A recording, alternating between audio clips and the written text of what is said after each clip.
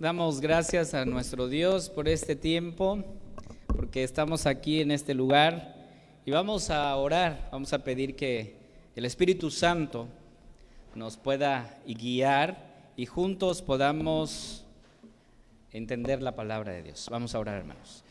Señor, gracias te damos por este tiempo.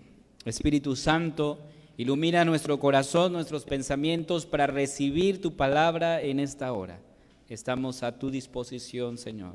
Permite que así sea. En el nombre de Jesús oramos. Amén. Les invito a que mantengan su Biblia abierta en el pasaje que acabamos de leer, que es 1 Corintios, capítulo 11, versículos 27 al 34. Ahí vamos a estudiar el día de hoy. Y aunque no estamos celebrando la cena del Señor, es importante estudiar este pasaje por muchas razones, pero hoy vamos a estudiar dos cosas que el texto nos va a enseñar. Cuando nosotros nos acercamos al texto, hermanos, la mayoría de las cartas, no solamente esta carta a los Corintios, sino la mayoría de las cartas escritas en el Nuevo Testamento, siempre tienen una respuesta a algo que la iglesia estaba viviendo, ¿sí? La iglesia enfrenta muchos conflictos, muchos problemas y obviamente las cartas siempre tenían esa respuesta a los problemas que la iglesia estaba enfrentando. Y obviamente la carta a los Corintios, esta primera carta, no es la excepción. En esta carta, hermanos, encontramos muchos asuntos. De hecho, si tú lees desde el capítulo 1, vas a encontrar muchos asuntos que el apóstol Pablo está tratando con la iglesia. Sin embargo, hermanos, uno de los asuntos, diríamos, principales, medulares en la carta, es la división que se estaba viviendo en la iglesia, dentro de la iglesia. Había división. Y por eso el apóstol Pablo, desde el capítulo 1, después del saludo, inmediatamente toca el tema, porque obviamente es importante cuando ves que en una iglesia hay conflictos, hay divisiones, pues obviamente es un tema muy apremiante.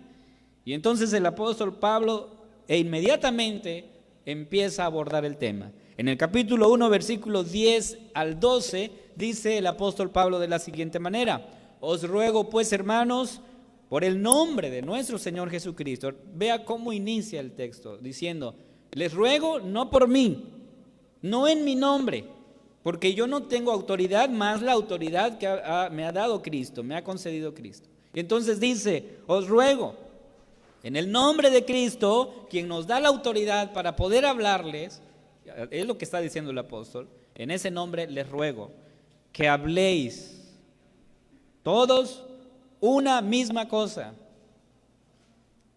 Y esta es la urgencia, hermanos. Y que no haya entre vosotros divisiones. Y aquí está abordando el tema ya el apóstol Pablo. Dice que no haya entre vosotros divisiones. Lo cual significa que había. Pero lo ideal, hermanos, lo ideal es que no haya. El asunto es que en la iglesia hay divisiones. Entonces dice: sino que estéis perfectamente unidos en una misma mente y en un mismo parecer. Unidos, hermanos, porque la división causa eso, desunión. Y entonces dice: estéis perfectamente unidos en una misma mente, en un mismo parecer. Luego el versículo 11 dice: porque he sido informado acerca de vosotros, hermanos míos, por los de Cloé, que hay entre vosotros contiendas. Quiero decir que cada uno de vosotros dice: yo soy de Pablo, yo de Apolos, yo de Cefas y yo de Cristo. La iglesia estaba prácticamente dividida, hermanos. Y parece ser que esta división, que estos conflictos que se estaba evidenciando en la iglesia o se dejaba ver, hermanos, en las áreas de convivencia en la iglesia, se profundizó tanto, hermanos, al grado que llegaron a trivializar la cena del Señor. Por eso es importante hablar de este tema, hermanos. el capítulo 11, el cual nos ocupa el día de hoy, el apóstol hace mención de esto. Ahí en el versículo 18 de este capítulo 11, escuche lo que dice el apóstol Pablo. Pues en primer lugar, cuando os reunís como iglesia, oigo que hay entre vosotros divisiones y en parte lo creo.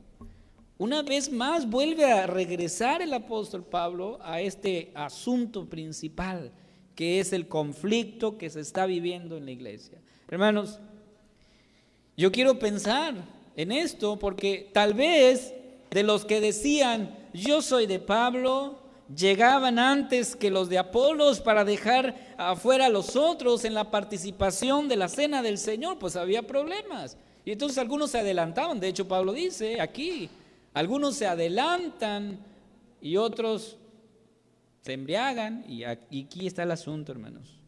Ahora, había un desorden, hermanos. Lo que vemos aquí es que había un desorden de algo que se supone debe ser solemne como la cena del Señor. Había un desorden aquí. ¿Y cuál es el desorden? Algunos llegaban embriagados, ¿sí? Dice ahí el pasaje. Otros enojados, menospreciando al hermano.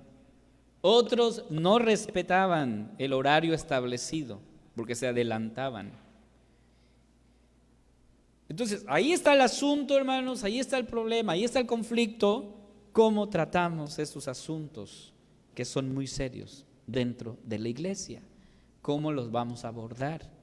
El apóstol menciona dos cosas que la iglesia debía hacer, lo cual es vigente para nosotros hoy.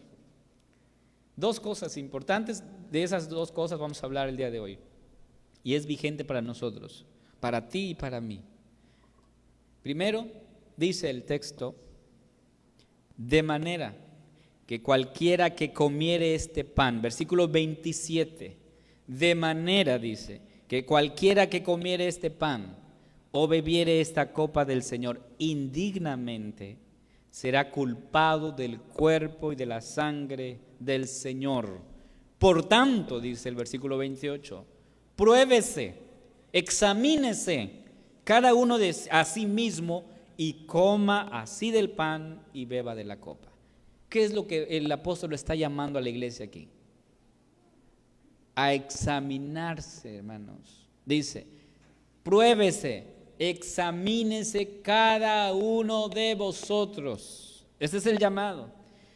Y ahora yo quiero enfatizar este punto, hermanos, porque se ha interpretado de forma equivocada el versículo 27, cuando dice hacerlo indignamente. Se ha malinterpretado esta frase. Y a esta pregunta hacemos obviamente lo siguiente. O sea, si no soy digno, ¿no debo participar de la cena del Señor? Porque el texto está diciendo aquí, de manera que el que comiere este pan o bebiere esta copa del Señor indignamente, y aquí está el error porque muchos han malinterpretado esta pronunciación del apóstol Pablo. Entonces, si yo no soy digno, ¿no puedo acercarme a la mesa del Señor? El apóstol no está diciendo esto. Lo que está diciendo es que si al examinarnos, hermanos, comprobamos que no estamos en condiciones de participar, dice, nos abstengamos de tomar la cena. Él no está diciendo esto, sino que después de examinarnos, después de probarnos, entonces participemos de la cena. Y a mí me llenó esto porque desde pequeño yo escuchaba, ¿verdad?, en la cena del Señor al pastor decir, el que sea indigno no se acerque a la mesa. Y pues obvio, pues, algunos decían, no, pues la verdad yo no me acerco a la mesa porque no soy digno, ¿no? Y muchos no participaban. Pero el texto no está diciendo aquí, bueno, si no eres digno no debes participar. No, el apóstol está diciendo, cuando tú te examinas, cuando tú te pruebas, después de hacerlo, entonces participa de la cena del Señor. Por eso el versículo 27 y 28 van de la mano. Porque cuando ya el apóstol dijo, después de examinarse, versículo 28, por tanto, pruébese cada uno a sí mismo, o sea, es individual. Cada quien debe hacerlo y coma así del pan. No está diciendo, bueno, si después de ver que realmente no estás en condiciones, no participes. No está diciendo eso. Está diciendo, después de hacerlo, ahora sí participa. Hermanos, el apóstol Pablo está hablando aquí de la conducta de la iglesia. De eso está tratando aquí. La iglesia de los Corintios vivía en hipocresía, hermanos. ¿Sí? Vivía en hipocresía.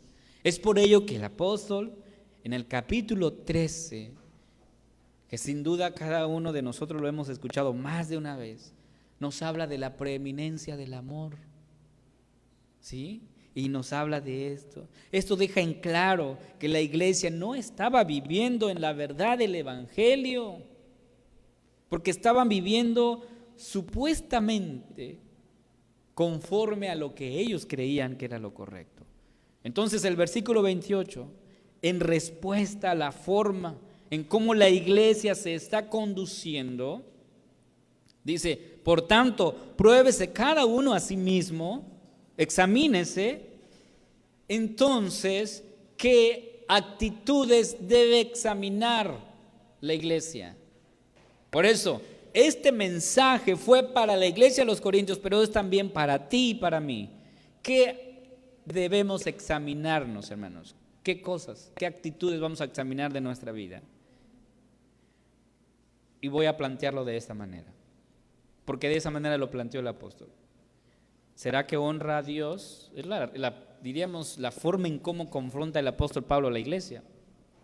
¿Será que honra a Dios que ustedes estén enojados, en contiendas? ¿Eso honra a Dios? ¿Qué decían ellos?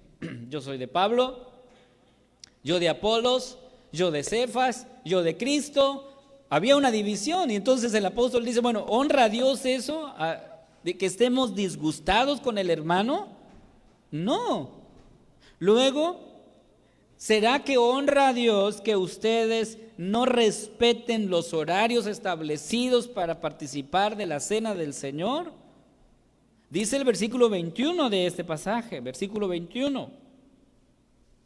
Porque al comer cada uno se adelanta a tomar su propia cena. Eso indica, hermanos, que habían horarios establecidos para participar de la cena del Señor, pero aquí a los hermanos, a los corintios, voy a usar una palabra, hermanos, les valía, ¿sí? Les importaba muy poco los horarios establecidos. O sea, hacían lo que querían, hermanos. Otro aspecto que ve el apóstol Pablo aquí es, no solamente que ellos están enojados, porque dice, oigo que hay entre vosotros contiendas. No solamente que no respetan los horarios establecidos que se ha puesto por la iglesia, porque cada uno se adelanta a comer, sino que se embriagan. Se embriagan antes de participar de la cena del Señor. Y obviamente embriagados, obviamente no están en condiciones de celebrar de la forma correcta. Entonces, el apóstol Pablo dice en el versículo 21 ahí, después que habíamos leído, y uno tiene hambre y otro se embriaga. Hay un desorden en la iglesia. Entonces, dice el apóstol Pablo en el versículo 22, pues, ¿no tenéis casas en que comáis y bebáis? ¿O menospreciáis la iglesia de Dios y avergonzáis a los que no tienen nada? ¿Qué os diré? ¿Os alabaré? En esto no os alabo. O sea, esto es digno de condenar, está diciendo el apóstol Pablo. Es digno de condenar. Hermanos, cuando nosotros vemos una conducta en nuestros hijos, ¿qué hacemos, hermanos? ¿Les aplaudimos? ¿Le decimos, ay, qué hermoso mi niño porque el día de hoy desobedeció? ¿Así le decimos? No, ¿verdad? Les llamamos la atención, los confrontamos, usamos el cinturón.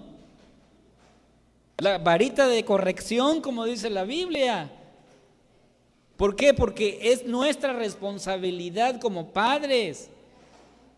Dios nos ha dado la responsabilidad a los padres de cuidar, de conducir y de corregir a nuestros hijos. Y cuando tú no lo haces como padre, estás siendo desobediente a Dios, quien te ha pedido que hagas este trabajo. Y como padres, hermanos, hemos sido desobedientes. Porque muchas veces, en muchas ocasiones, permitimos que nuestros hijos hagan lo que quieran. Y no es así.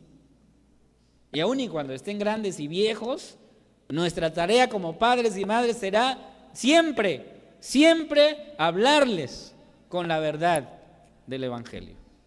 Esa es nuestra tarea, hermanos. Y aunque nuestros hijos se enojen, porque a veces lo hacen, hermanos, se enojan, se tapan los oídos, no quieren escuchar cuando les estamos hablando, cuando les estamos aconsejando.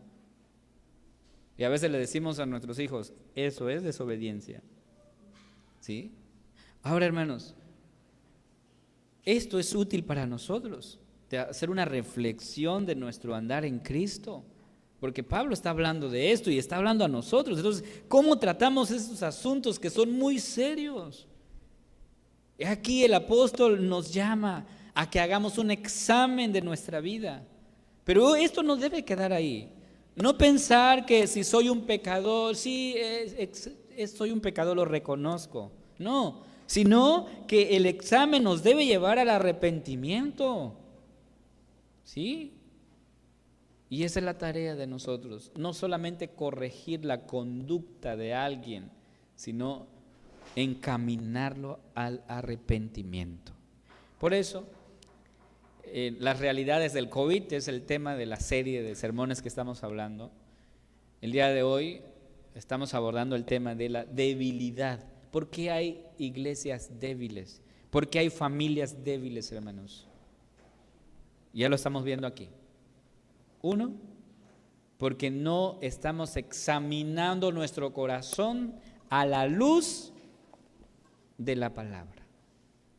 Por eso, no estamos examinando nuestras vidas a la luz de esta palabra que Dios nos ha dado a cada uno de nosotros. Dos, si entonces hemos hecho el examen de conciencia, hemos examinado nuestras vidas, el apóstol procede entonces a hablarnos, decir, arrepiéntanse. Ese es el punto final de nuestro examen, un arrepentimiento. Y el arrepentimiento, hermanos, aquí tú no lo vas a encontrar literalmente, ¿verdad? Pero está implícito, hermanos, en el texto, está ahí, está aquí en este texto. Por eso el apóstol confronta a la iglesia y pone de manifiesto las consecuencias que la iglesia está sufriendo porque no se han arrepentido. Por eso les dice, si están como están es porque tal vez han examinado y evaluado su conducta, pero no se han arrepentido. Y muchos hermanos a veces estamos conscientes. Tú le preguntas a las personas en la calle y ve la situación y todos estamos conscientes de que estamos mal como ciudad, como país, como el mundo entero. Hace rato veíamos un video de la guerra que está sucediendo en Israel. O sea, el mundo cada día va rumbo al abismo. ¿Sí? Y esto no es algo que nos debe extrañar, porque la Biblia lo dice, que habrán guerras, habrán rumores de guerras, hambres, pestilencias. Son señales, son señales. Pero entonces, ¿qué pasa cuando nada más nos examinamos y no nos arrepentimos? Es como alguien que dice, yo sé que estoy mal, sé que estoy haciendo mal, pero lo sigue haciendo. O sea, está consciente de que su actitud no es la correcta, pero sigue viviendo en esa condición. Porque cuando hay un verdadero arrepentimiento, es un giro completo. Por eso el apóstol habla de las consecuencias cuando no hay arrepentimiento. Versículo 29, dice así la Escritura: Porque el que come y bebe indignamente, sin discernir el cuerpo del Señor, juicio come y bebe para sí. Por lo cual, dice, viene seguido. Por lo cual, ¿qué pasa, hermanos? ¿Cuáles son las consecuencias? Por lo cual hay muchos enfermos. Ahí está. O sea, el apóstol está diciendo, iglesia, están viviendo en pecado, pero no se han arrepentido, por lo cual hay entre ustedes muchos enfermos. ¿Qué más dice aquí? Versículo 30. Hay debilitados entre vosotros. ¿Qué más? Y muchos duermen. Y eso de dormir no es que estén allá en su cama, en el sofá, acostados, durmiendo. No. El lenguaje bíblico de dormir es la muerte, ¿verdad? Pero aquí está hablando a creyentes. Y cuando el texto habla a creyentes, nunca vas a encontrar el término muerte, porque para el creyente la muerte es como un sueño, dormimos. Jesús habló de eso, ¿sí? Y un día el Señor nos va a despertar para verle cara a cara. Pero aquí usted puede ver 3 cosas que está sufriendo la iglesia: enfermedad, debilidad y muerte. 3 cosas cuando no hay arrepentimiento. Y es el juicio de Dios, hermanos. Entonces, las enfermedades, las muertes que ven aquí no eran por causas naturales, no, eran porque Dios estaba juzgando a la iglesia. Algo, hermanos, que está pasando con el COVID y las muertes que estamos viendo. ¿Acaso no el Señor está juzgando a la iglesia, a su iglesia? Cuando leemos los profetas, hermanos, usted se va a dar cuenta que el caminar del pueblo, el que ellos vivieran en pecado, tenía como efecto, hermanos, el desorden en la sociedad. ¿Sí? Por eso el Señor le dijo a Israel: oren por la paz de la ciudad. Pero ellos son los responsables de hacerlo, porque son luz y sal.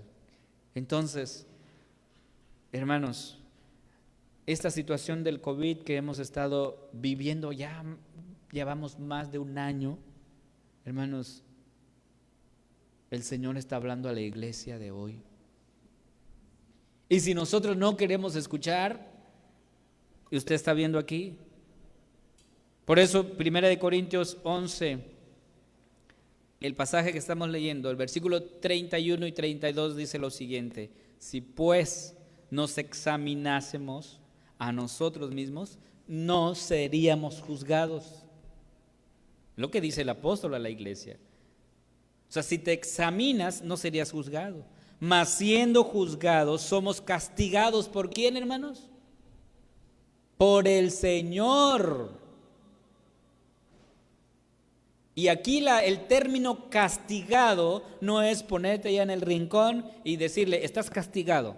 No, el término castigado es corrección, ¿sí? Es corregir a alguien que va torcido, enderezarlo. Eso es corrección, eso es castigo en este lenguaje bíblico. No es como lo entendemos nosotros, de castigar a alguien y antes, como decían, le ponían ahí las orejitas de burro porque estaba castigado. No es eso, es corregir a alguien, es regresarlo al camino, es decirle: tú no estás viviendo en conformidad con el Evangelio. Algo que hizo el apóstol Pablo con Pedro.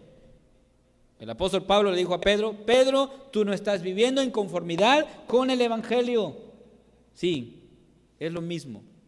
Entonces, hermanos, dice el versículo 31, si nos examinásemos no seríamos juzgados, mas siendo juzgados somos castigados por el Señor, para que no seamos condenados con el mundo. Entonces, si el Señor nos corrige, hermanos, es porque nos ama, porque si no fuésemos condenados, dice aquí la Escritura.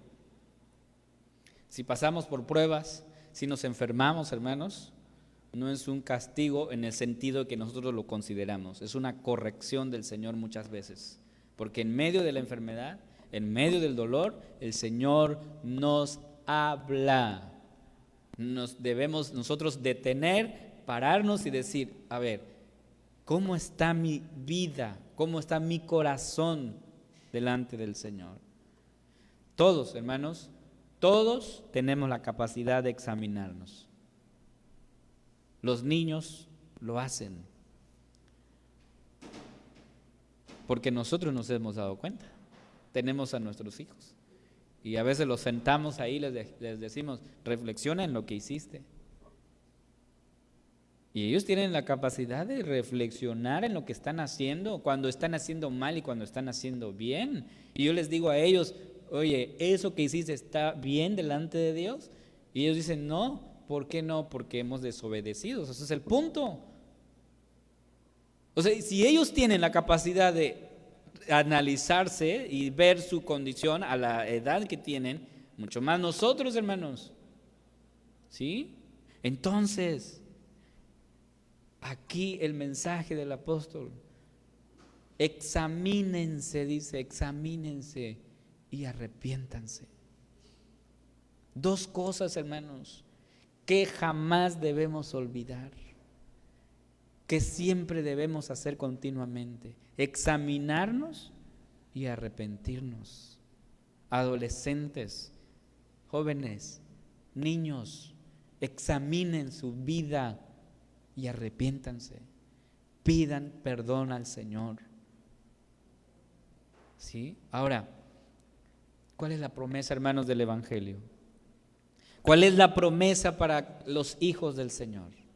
Dice primera de Juan 1:9, un pasaje que a mí me encanta repetir y no me voy a cansar de hacerlo, hermanos. Dice, si confesamos nuestros pecados, Él es fiel y justo. ¿Para qué, hermanos?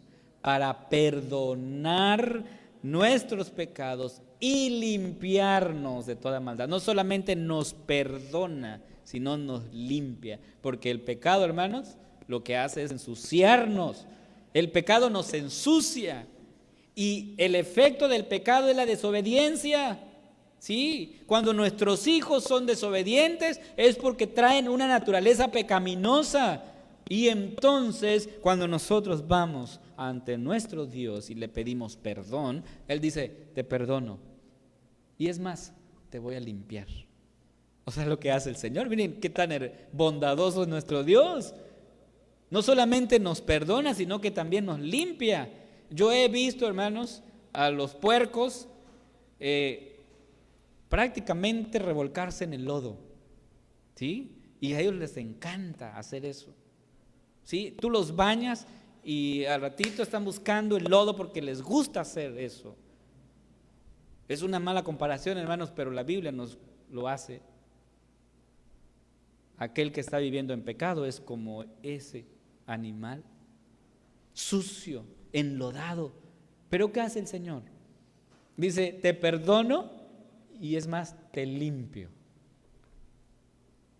Qué hermosa promesa de nuestro Dios, hermanos. Entonces, el COVID ha empujado eso, la realidad que vivimos, debilidad en la iglesia, y uno de los efectos es que tal vez no estamos analizando nuestra vida, nuestro proceder en conformidad con el Evangelio, y si no lo estamos haciendo, mucho menos va a haber arrepentimiento. Porque el primer paso para el arrepentimiento es el análisis, el saber cómo estoy para luego arrepentirme. No me puedo arrepentir si no sé por qué me voy a arrepentir, ¿sí? Por eso, hermanos, me gustó lo que el pastor John MacArthur dice al respecto del arrepentimiento. Él dice, el arrepentimiento genuino le suplica perdón al Señor. O sea, escuche lo que dice. O sea, el arrepentimiento genuino, verdadero, le suplica perdón al Señor. 1, 2, le entrega la carga del pecado. 3, y el temor del juicio y el infierno. Sigue diciendo el pastor, el arrepentimiento es la actitud del publicano que temeroso de mirar al cielo, se golpeaba el pecho y clamaba: Dios, sé propicio a mi pecador. Ese es el verdadero arrepentimiento, hermanos. Es regresar a Cristo, pedir perdón, implorar misericordia. ¿Sí? Por eso, hermanos, yo voy a concluir. 2 cosas podemos observar de nuestro texto: examen de nuestra vida, un examen profundo, hermanos, y verdadero arrepentimiento. El apóstol Pablo llamó esto a la iglesia, a los corintios, les dijo: examínense, pruébense cada uno y arrepiéntense. Arrepiéntanse, ese es el mensaje. Entonces aquí el apóstol no está discutiendo de quiénes deben participar o quiénes no deben hacerlo. Lo que está diciendo es: a ver, ustedes están viviendo una vida desenfrenada, en desorden, en pecado delante de Dios. Es momento de examinarse, de pararse y decir: ¿qué estoy haciendo? ¿Cómo está mi vida delante del Señor? Para luego arrepentirme. Es el mismo mensaje, hermanos, para la iglesia de hoy. Para la iglesia el buen samaritano, ese es el mensaje para ti y para mí. El Señor te llama a ti, el Señor me llama a mí a examinar mi vida. Por eso vuelvo a insistir: jóvenes, adolescentes, niños, hermanos, hermanas, todos los que estamos aquí y los que están siguiendo por las redes sociales, examinen su corazón y arrepiéntanse. Ese es el mensaje para nosotros, hermanos. Porque hoy, hermanos, observamos a las iglesias débiles, hermanos. Hay debilidad en la iglesia, sin compromiso. No hay compromiso. Muchos tomando las cosas a la ligera, no siendo luz y sal de este mundo, viviendo vidas sin integridad, vidas en pecado ante la majestad y santidad del Señor. Yo tengo muy presente lo que decía el pastor Núñez al respecto, y también lo ha dicho el pastor MacArthur en ese sentido, de que cuando nosotros pecamos, estamos pecando en el templo de Dios, que es tu corazón. Ese es el templo de Dios.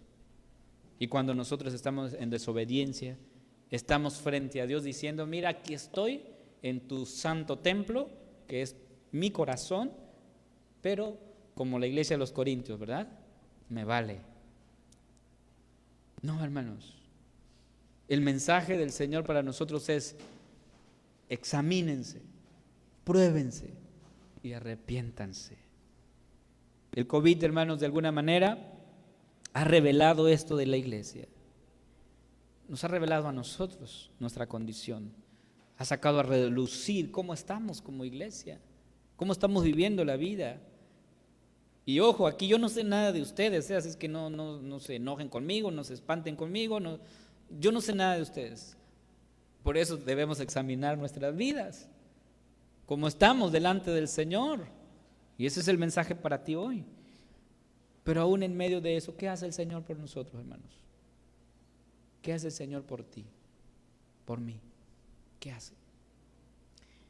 Me gustó el texto de Oseas capítulo 11, que describe, hermanos, profundamente el amor de Dios para con su pueblo. Porque Dios sabe que somos pecadores. O sea, si nosotros estamos conscientes de nuestro pecado, pues Dios sabe que somos pecadores. Pero Oseas 11 dice, versículo 1: cuando Israel era muchacho, yo lo amé, dice el Señor. Versículo 2: cuanto más yo lo amaba, tanto más se alejaba de mí, dice el Señor. Versículo 3: yo con todo eso enseñaba a andar al mismo Efraín, tomándole de los brazos, y no conoció que yo le cuidaba. El Señor diciendo esto a su pueblo. Versículo 7: entre tanto mi pueblo está adherido a la rebelión contra mí. Aunque me llaman el Altísimo, el Santo, ninguno absolutamente me quiere enaltecer. Versículo 8. Aquí viene lo hermoso de este pasaje. ¿Cómo podré abandonarte, oh Efraín? ¿Te entregaré yo, Israel?, dice el Señor. Mi corazón se conmueve dentro de mí, se inflama toda mi compasión. Son las mismas palabras para ti y para mí. Porque Dios está diciendo, eres rebelde, eres pecador, pero mi corazón se conmueve dentro de mí y se inflama mi compasión porque te amo. Es lo que dice el Señor, hermanos. Y esa es la gran noticia del Evangelio, que Dios ama al pecador arrepentido. Si sientes morir, Él será tu doctor celestial y hallarás en su sangre también medicina que cure tu mal. Ovejuela que huyó del redil, he aquí tu benigno Señor, y en los hombros llevada serás de tan dulce y amante pastor. Dios nos ama. Y su amor, su misericordia, lo vemos todos los días en nuestras vidas. Iglesia, el mensaje del Señor está dado. Examinemos nuestro corazón y busquemos el arrepentimiento sincero y genuino. Vamos a orar, hermanos. Padre amado, tú conoces nuestro corazón. Estamos, Señor, al descubierto delante de ti. Nada podemos ocultar. Tú conoces nuestras vidas, Padre. En muchas ocasiones te hemos fallado, te hemos ofendido, Señor. Pero aún así, Señor, tu palabra nos dice, nos enseña que tú eres nuestro Padre amoroso. Pero nos llamas hoy a examinar nuestra vida, nuestro corazón y a arrepentirnos, Padre. Por eso, Señor, como iglesia, en este momento te suplicamos, Señor, que perdones nuestros pecados y que tu palabra se cumpla en esta hora cuando dice que si confesamos nuestros pecados, tú eres fiel y justo para perdonar nuestros pecados y limpiarnos de toda maldad. Creo en tu palabra, creemos en tu palabra porque es verdad. Gracias, gracias por tu perdón. En el nombre de Jesús oramos. Amén.